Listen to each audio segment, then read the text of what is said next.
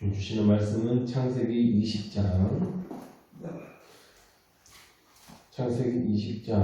1절부터 7절까지 말씀입니다. 저와 여러분 한 절씩 교독하겠습니다. 아브라함이 거기서 네게브 땅으로 옮겨가 가데스와 술 사이 그랄에 거주하며 이 안에 사라를 자기 밀가에 스스로 그날과 아비멜렉이 사라를 모여 사라를 데려갔더니 그 밤에 하나님이 아비멜렉에게 현몽하시고 그에게 이르시되 내가 데려간 네 여인으로 말미암아 내가 죽으리니 그는 남편이 있는 여자이니라. 아비멜렉이 그를 아니하였으므로 그가 내려가여 주께서 의로운 백성도 멸하시나이까. 그가 나에게 있는데 누이라고 하지 아니하였나이까. 그 여인도 그는 내 오라비라 하였사오니 나는 온전한 마음과 깨끗한 손으로 이렇게 하였나이다. 하나님이 보내고 그에게 이르시되 내가 온전한 마음으로 그냥 물러나와 왔노 너를 막아 내게 범죄하지 아니하게 하나니 너희에게 가까이 못하게 하니 다 같이 이제 그 사람의 눈을 돌려보내라. 그는 선지자라. 그가 너를 위하여 기도하려니 내가 살려니와 내가 돌려보내지 아니하면 너와 내가 속한 자가 다 반드시 죽을 줄 알지니라. 아멘. 창세기 읽으면서 참 궁금한 게 한 가지 있죠. 사라는 도대체 얼마나 예뻤을까? 오늘 본문에서 사라의 나이가 89세인데요. 도대체 어떻게 생겼으면 남자들이 그것도 왕이 그녀와 결혼하고 싶어서 안달이 났을까? 이게 이해되지 않는 부분인데요. 오늘 본문과 비슷한 사건이 12장에서도 일어났었죠. 바로 왕이 사라를 데려왔었는데 그때는 사라의 나이가 65세 정도였습니다. 제가 그때 설명드리기를 그때는 수명이 2배 정도 길었기 때문에 노아의 속도가 그만큼 늦었을 것이다. 그리고 사라가 아직 아이도 낳지 않았었고 그리고 인종도 애국 사람들하고 다르기 때문에 그 일을 이해할 수 있을 만한 설명을 드렸었습니다. 근데 지금 이건 사실 참 설명이 어렵습니다. 89세의 여인, 그것도 이제 경수가 끊겨서 아이를 낳을 수도 없는 여인인데 그런 아내 때문에 이 아내 뺏겨서 죽임당할까봐 두려워하는 아브라함도 이해가 안 되고 그런 사라와 결혼하려는 아비멜렉이랑 하여튼 전부는 이해가 안 돼요. 이거 천국 가서 진짜 사라가 얼마나 예뻤는지 봐야 할 것 같습니다. 물론 이제 이 본문을 이제 좀 이해시키기 위해서 여러 가지 이제 해석하는 방법들이 있긴 있어요. 이제 사라가 이제 곧 아이를 낳을 거기 때문에 하나님께서 사라를 회춘하게 하셨다. 하나님께서 사라를 늙지 않게 하셨다. 아니면 지금 이 사건이 이때 일어난 게 아니라 이전에 일어난 사건인데 여기다 기록해 놓은 거다. 여러 가지 방법들은 있는데 사실 오늘 본문에서 이해되지 않는 부분들은 좀 우리가 제쳐둬야 되고 오늘 본문이 정말 강조하고 있는 게 무엇인지에 집중해야 됩니다.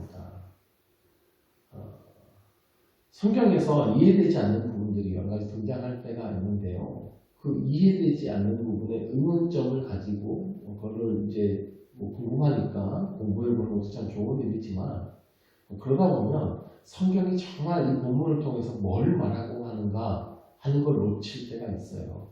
그래서 성경이 정말 이 본문을 통해서 강조하는 게 무엇인가 이것에 집중해야 하나님께서 무엇을 말씀하고자 하셨는가 이걸 알 수 있습니다. 오늘 본문과 비슷한 사건이 12장에도 등장한다고 했는데요. 12장하고 20장의 사건은 강조점이 조금 다릅니다. 12장의 사건에서는 인간의 부족함과 연약함에도 불구하고 신실하게 이 약속을 지키시는 하나님, 그 하나님의 신실함에 강조점이 있었는데요. 오늘 본문은 세상 속에서 성도의 위치, 성도의 역할이 무엇인가 하는 것에 강조점이 있습니다. 하지만 아브라함이 그랄이라는 곳에 거류합니다. 양을 치는 사람이기 때문에 양에게 풀을 뜯길 곳을 찾아서 이리저리 옮겨다니면서 살아갑니다. 근데 그곳에서 아내 사라를 자기 누이라고 소개했어요. 그러자 그랄 왕인 아비멜렉이 사라를 아내로 삼으려고 데려가게 됩니다. 그리고 이제 결혼식을 올릴 준비를 시키겠죠. 그러자 하나님께서 그 밤에 아비멜렉의 꿈에 나타나셨어요. 역시 잘못은 아브라함이 했는데 하나님께서 해결사로 나타나십니다. 인간은 언약을 지킬 힘이 전혀 없고 사고만 치고 하나님께서 계속 나서서 이 언약을 지켜나가시는 모습이에요. 자, 하나님은 아비멜렉에게 이 여인으로 말미암아 내가 죽을 것이다 라고 말씀하셨어요. 그 여인은 남편이 있는 여자이기 때문이다. 이건 죄다 라고 말씀하시는 건데 아비멜렉이 억울하다는 거예요. 주께서 의로운 백성도 멸하시나이까 라고 호소합니다. 아비멜렉은 하나님 믿는 사람이 아닙니다. 근데 여기서 저 의롭습니다 라고 하는 것은 나는 도덕적으로 깨끗합니다. 법적으로 죄가 없습니다 라는 말입니다. 난 잘못한 게 없어요. 그가 내 누이라고 소개를 했고 여자도 내 오락입니다 이렇게 소개했습니다. 나는 그래서 결혼하려고 했지. 내가 뭐 잘못한 게 아닙니다. 난 죄가 없습니다 라고 지금 하나님께 호소하고 있는 겁니다. 아비멜렉의 말이 다 맞죠. 그래서 하나님도 말씀하세요. 나도 다 안다. 그래서 네가 지금 범죄하지 못하도록 내가 막고 있는 것이다. 이렇게 하나님께서 아비멜렉에게 말씀하세요. 그리고 7절이 중요한데요. 자, 아브라함을 선지자라고 소개해요. 그냥 믿는 사람도 아니고 선지자예요. 하나님의 말씀을 대언하는 사람. 그리고 선지자라는 말이 히브리어로 나비라는 말인데 이건 불러내는 자, 구별된 자, 하나님의 영에 감동된 자 이런 뜻입니다. 그러니까 거룩한 성도를 의미하기도 하는데요. 자, 그럼 오늘 본문에 이 하나님의 사람, 선지자와 하나님을 믿지 않는 이방인 왕이 등장합니다. 근데 오늘 이 사건 속에서 누가 더 나아 보입니까? 누가 더 나은 행동을 보입니까? 하나님을 믿지 않는 사람이죠. 아비멜렉이 더 나은 모습을 보이고 있어요. 이게 문제예요. 오늘 본문은 지금 이걸 드러내면서 문제 삼고 있는 겁니다. 아브라함과 이 이방인 아비멜렉을 비교하면서 누가 더 지금 나은 것 같으냐라고 비교하면서 문제 삼고 있는 거죠. 우리가 세상을 돌아보아도요. 하나님을 믿지 않는 사람이 인간적으로 더 나은 행동을 보일 때가 있습니다. 하나님을 믿지 않는데 참 정직하고 신실한 사람들이 있어요. 그 옆에 하나님을 믿는 사람이 있는데 부정직하고 불성실한 경우가 안타깝게도 있습니다. 교회는 참 열심히 다니고 뭐 봉사도 잘하고 직분도 있고 이런데 사회에서는 뭐 편법과 불법을 저지르고 아무렇지 않게 생각하고 오늘날 기독교가 세상으로부터 욕을 먹는 원인 중에 하나가 이것이죠. 본문을 계속해서 살펴볼까요? 아비멜렉이 아침 일찍 일어나 아브라함을 불렀어요. 내가 어찌 이런 일을 했느냐? 왜 나를 큰 죄에 빠지게 했느냐? 넌 합당하지 않은 일을 나에게 행하였다. 아브라함에게 얘기하는데 아브라함이 아무 할 말이 없죠. 그러니까 아브라함이 아비멜렉에게 부끄러움을 당하고 책망을 당하는 겁니다. 아브라함이 이유를 설명하는데 11절입니다. 아브라함이 이르되 이곳에서는 하나님을 두려워함이 없으니 내 아내로 말미암아 사람들이 나를 죽일까 생각하였으며 아니 가나안 땅에서는 하나님을 두려워하는 사람들이 없으니까요. 아내를 뺏으려면 남편 죽이기도 한다면서요. 그래서 내가 그랬습니다. 13절에 보시면 가는 곳마다 나를 오라비라고 하라. 이것이 그대가 내게 베풀 은혜라고 했답니다. 그러니까 가는 곳마다 그곳 사람들이 무서워서 아내에게 나를 오라비라고 해라 라고 아내한테 부탁했답니다. 참 못났죠. 이게 남자입니까? 남편이면 내가 그걸 지켜줄게 뭐 이러지도 못할 마음이죠. 무섭다고 나를 오빠라고 소개하고 그래서 2번이나 아내를 뺏깁니까? 이거 하나님께서 해결 안 해주셨으면 이거 어떡할 뻔했어요. 사라는 이거 남편 어떻게 보겠습니까? 아유, 내가 이걸 남편이라고 믿고 사는 이렇게 생각했을 겁니다. 아브라함이요 두려워서 그랬답니다. 뭐가 두려워서죠? 자기가 죽을까 봐요. 자기 생명을 빼앗기는 것보다 아내를 빼앗기는 게 낫다고 생각한 거죠. 그런 거잖아요. 그러니까 가는 곳마다 이런 거짓말을 하죠. 근데 사라가 단순한 아내가 아니지 않습니까? 사라는 하나님께서 주신 언약의 통로입니다. 사라를 통해서 낳을 아들을 통해 하나님의 백성을 이룰 것이다라고 하나님께서 약속하셨어요. 사라가 굉장히 중요한 존재예요.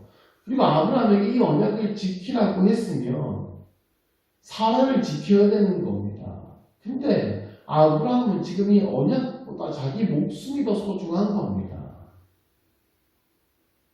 아브라함이 이렇게 아직도 한참 부족하고 못나 보여도 이해하고 기다려줘야 됩니다. 내 옆에 있는 사람이 그렇게 부족하고 못나 보여도 이해하고 기다려 주십시오. 아브라함도 그랬잖아 라고 생각하셔야 됩니다. 아브라함 보십시오. 아직도 이런 모습이어도 그래도 이제 성경을 2장만 더 넘어가면 자기 목숨보다 10,000배는 더 소중한 자기 아들을 하나님의 언약을 믿고 바치는 믿음의 위대한 사람이 되어집니다. 하나님께서 만지면 확 달라질 수 있는 거예요. 아비멜렉이 사라를 돌려보내면서 양과 소와 종들을 줍니다. 그리고 그랄 땅에서 마음껏 거주할 수 있도록 해줍니다. 너 다시는 근처에 얼씬거리지 마라. 그래서 쫓아내면 안 돼. 아브라함은 잘 대해주죠. 16절을 보시면 사라에게 은 1,000개를 주는데요. 거기에 뭐라고 써있냐면 내 오라비에게 주어서 라고 되어 있습니다. 은 1,000개를 내 오라비에게 주어서 내 오라비에게 주어서 여기 콕 집어서 이렇게 하는 거예요. 야, 너 오빠 갖다 줘.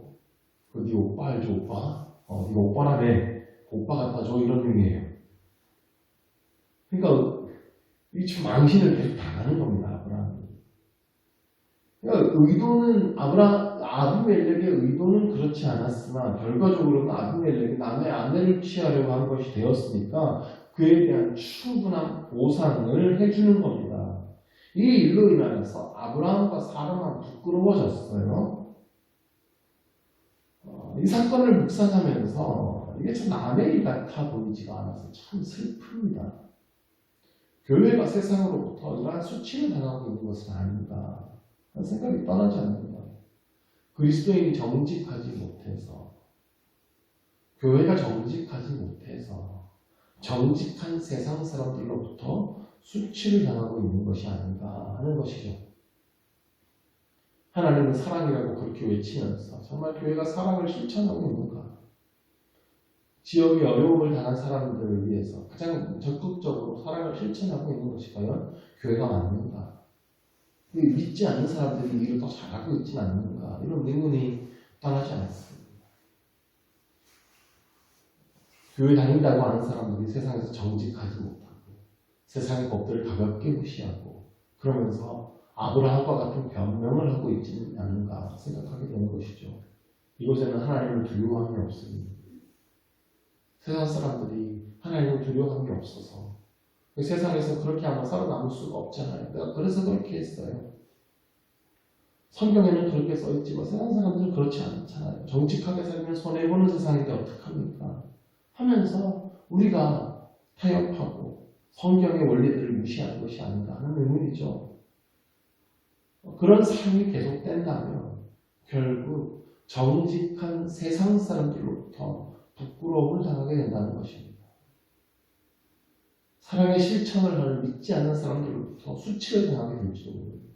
이게 우리가 처한 현실일지도 모릅니다. 그럼에도 불구하고 저는 교회에 여전히 소망이 있고 그리스도인에게 여전히 소망이 있다고 믿습니다. 오늘 20장의 결론 부분을 보실까요? 아브라함이 하나님 기도함에 하나님이 아비멜렉과 그의 아내와 여종을 치료하사 출산하게 하셨으니 여호와께서 아브라함의 아내 사라의 일로 아비멜렉의 집에 모든 태를 다 드셨습니다. 아브라함이 하나님께 기도했습니다. 그러자 아비멜렉의 태의 문이 열렸습니다. 아까 제가 중요하다고 했던 7절 말씀에서 아브라함을 선지자다라고 소개되었다고 말씀드렸죠.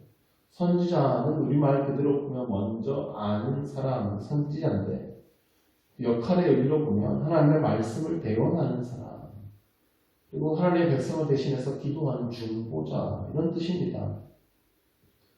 그가 너를 위해 기도하리니 내가 살리라 라고 하나님께서 말씀하셨는데, 이것이 바로 성도가 세상을 향해 가져야 되는 책임과 사명, 그 역할입니다. 먼저 하나님을 알고, 먼저 믿고, 먼저 복음을 아는 자로서 그 하나님의 마음을 품고 세상에 하나님의 사랑의 메시지, 하나님의 메시지들을 전하고 세상의 아픔을 위해서 기도할 줄 아는 사람이 우리 교회가 되어야 합니다. 우리는 이 사명을 세상을 향해 감당해야 하는 것입니다. 하나님께서는 아브라함을 처음 부르실 때부터 너는 복이 될지라, 너를 축복하는 자에게 내가 복을 내리고 너를 저주하는 자에게 내가 저주하겠다 말씀하셨어요. 아브라함이 세상을 향한 축복의 통로인 것입니다. 18장 말씀에서도 천하 만민이 그로 말미암아 복을 받게 될 것이라 말씀하셨습니다. 그리고 이어진 사건에서 아브라함이 소돔을 위한 중보자로 세워지죠. 소돔을 향한 하나님의 마음을 품고 간절히 기도하게 됩니다. 이게 성도의 사명인 거예요. 잘났건 못났건 믿음이 좋건 나쁘건 성도는 세상을 향한 중보자입니다. 세상을 품고 기도해야 됩니다. 세상에 어려움 당한 자들을 품고 눈물로 기도해야 하는 사람들이 성도입니다. 말씀을 정리하자면 아브라함의 올바르지 못한 모습으로 인하여서 세상으로부터 수치를 당하게 되었습니다. 성도는 세상보다 더 나은 의를 갖춤으로 말미암아 본이 되어야 됩니다. 그리고 세상의 불의와 세상의 아픔에 대한 하나님의 마음을 품고 중보하면서 사랑을 베푸는 자, 기도하는 자가 되어야 합니다. 우리가 이 영성을 회복할 때, 우리가 이 그리스도인다운 모습으로 살아갈 때에 교회가 다시 이 땅에 희망으로 서게 될 줄로 믿습니다. 기도하겠습니다. 하나님 아버지, 이 세상은 날이 갈수록 어두워져 가고 있습니다. 이 어두운 세상 가운데 우리를 빛으로 보시는데 우리 그리스도인들이 이 어두움에 동화되고 있는 것은 아닌지 우리의 모습을 돌아봅니다. 우리가 빛의 자녀로 서게 하여 주옵소서. 이 세상 가운데 하나님의 그 영광을 나타내고 하나님의 진리를 우리 삶으로 드러낼 수 있는, 또 하나님의 크신 사랑을 세상에 비추는 우리가 되게 하여 주옵소서. 세상이 아무리 변한다 할지라도 주의 말씀을 굳게 붙들고 살게 하여 주옵소서. 진정 하나님을 믿는 삶, 거룩한 삶, 올바른 삶을 우리 삶으로 나타내게 하여 주옵소서. 세상을 향한 선지자의 사명, 중보자의 사명을 붙들고 세상을 품고 기도하게 하여 주옵소서. 천하 만민이 우리를 통해 복을 받게 하여 주시옵소서. 예수 그리스도의 이름으로 기도드립니다. 아멘. 하늘에 계신 우리 아버지, 아버지의 이름을 거룩하게 하시며 아버지의 나라를 오시며 아버지의 뜻이 하늘에서와 같이 땅에서도 이루어지게 하소서. 오늘 우리에게 일용할 양식을 주시고 우리가 우리에게 잘못한 사람을 용서하여 준 것 같이 우리 죄를 용서하여 주시고 우리를 시험에 빠지지 않게 하시고 악에서 구하소서. 나라와 영원히 아버지의 것입니다.